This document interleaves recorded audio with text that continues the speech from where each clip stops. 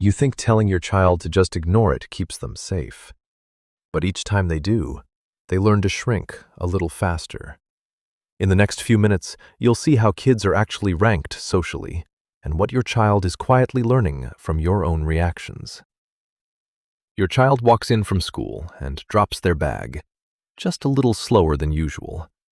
You ask what happened. They say nothing and head straight to their room. Later, at dinner, they barely speak, or they laugh just a second too fast at something small. You can feel something is off, but you don't want to make it bigger than it is, so you say, just ignore it next time. You say it to protect them. You say it to keep the peace.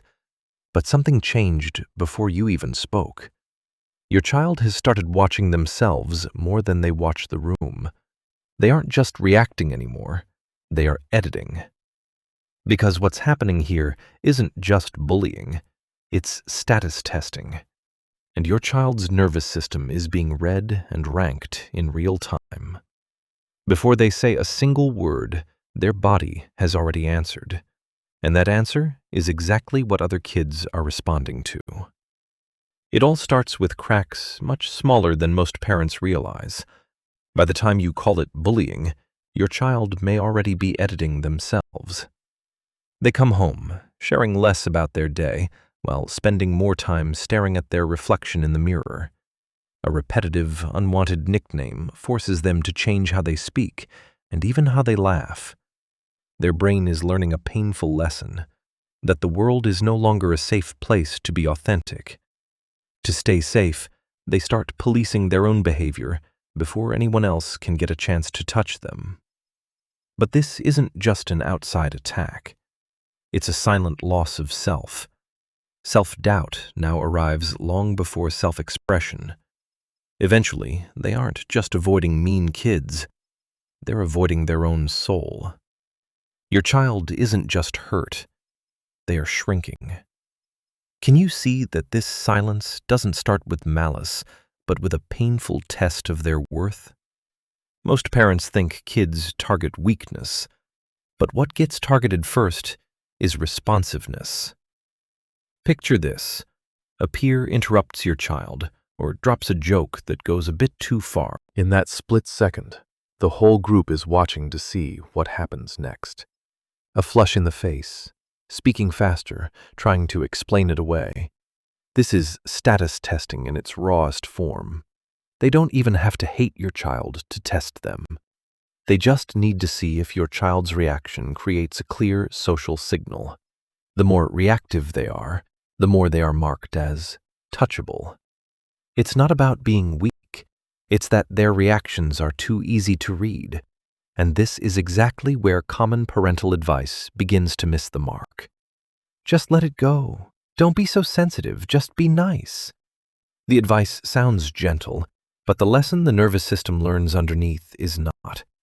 When you rush to calm things down by policing your child's tone first, a dangerous shift happens. Their brain learns a heavy truth, that my emotions are a burden to others. To be accepted, they feel they must soften themselves and shrink. They aren't learning emotional regulation. They are learning appeasement and suppression. It looks like good behavior, but it's a lesson in losing oneself. Eventually, they are left with only two modes, total silence or total explosion. Both lead to a loss of status and self.